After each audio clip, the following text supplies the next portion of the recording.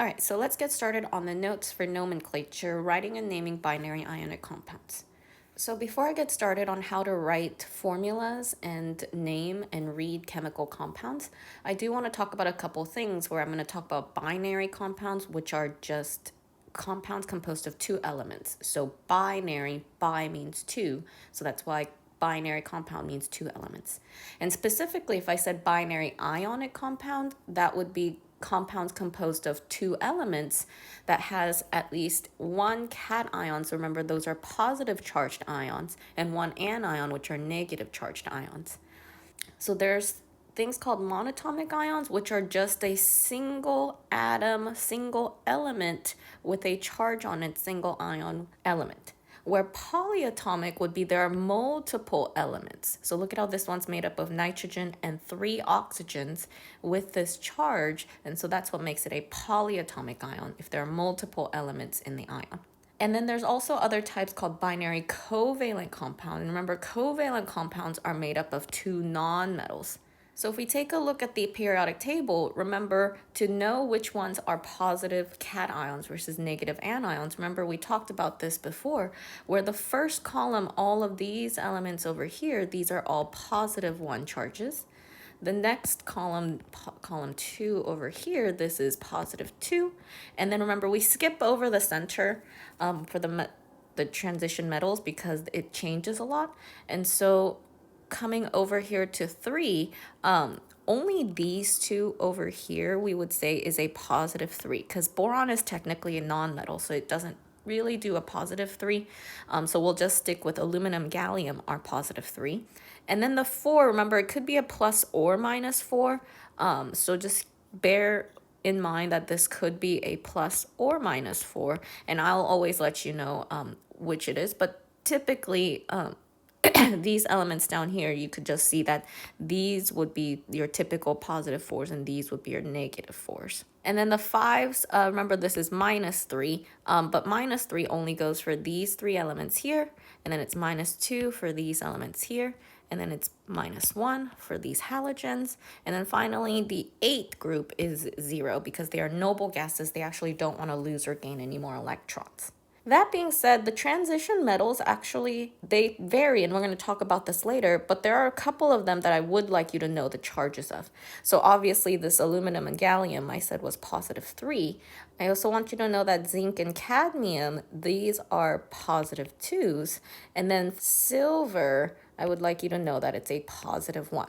So those elements over there, please know that zinc and cadmium are always plus 2 and silver is always plus 1. And those are just things you'll have to memorize. All right, so let's get into writing binary ionic formulas, which means if you know what elements it's made of, you should be able to combine them to form a formula, to form a compound. And typically when ions form a compound, they like to become neutral or zero charge. So they like to balance it out. So remember, an ionic compound will have a positive cation and a negative anion, which means when those two types of elements and ions come together, they'll actually try and figure out a way to balance those charges and become neutral overall. So that's what we're going to do. So when we make a compound of calcium and chlorine, we have to think about what kind of charges calcium have and what charges chlorine has.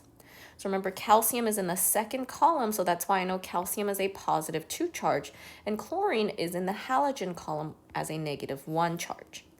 And so looking at calcium's positive 2 and chlorine's negative 1, to balance this out to become a 0 overall, right now it's a positive 1, right? Plus 2 minus 1 together is a positive 1. So what we need is we need another negative charge. So we actually need 2 times of the chlorine to balance the calcium's 2. And so we'll say we need 1 calcium and we need 2 chlorines. And the way we say 2 chlorines is by writing a subscript 2 at the bottom like so. And so there is my compound.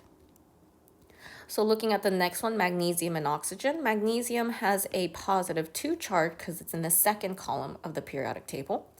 Oxygen is a minus 2 charge based on the periodic table. And look at how these are balanced. Positive 2 minus 2 gives you an overall 0. And so positive 2 minus 2 is balanced. So all I need to do is I need 1 of each. So I'll say Mg O, I just need one of each. And when we have only one of each, we don't write a subscript. Barium and nitrogen. So barium is also in the second column, so it's a +2 charge, but nitrogen is in that column where it's a -3 charge. So how do we balance a +2 and a -3? So obviously we need more barium, but if we say we have two of these, then that's a +4 and a -3, so it's not balanced again. So you have to think carefully, how many of each do I need to balance both of them? And if you think about what's a common number between them, 6 is that common number. So if I have 3 times as many bariums, that would be a +6 overall. And if I have twice as many nitrogens, that's a -6 overall. So look at how now I have a +6 -6 that balances out to be a neutral. So what I need to say is we need 3 bariums and we need 2 nitrogens. And so there is my formula for barium and nitrogen. So let's do these examples here. So barium and oxygen, the cation for barium would be Ba with a 2+ charge. Oxygen would be O with a 2- charge. So the formula for those two, because it's a 2+ and a 2-, would be BaO as one of each to balance those charges.